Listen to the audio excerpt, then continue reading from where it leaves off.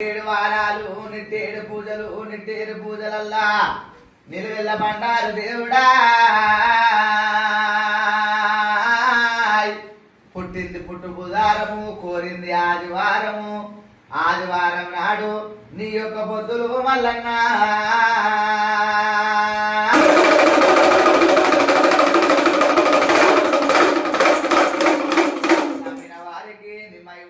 తలసిన వారికి తల మీద ఉన్నవా వేడిన వారికి ఎంబడి ఉన్నవా వల్ల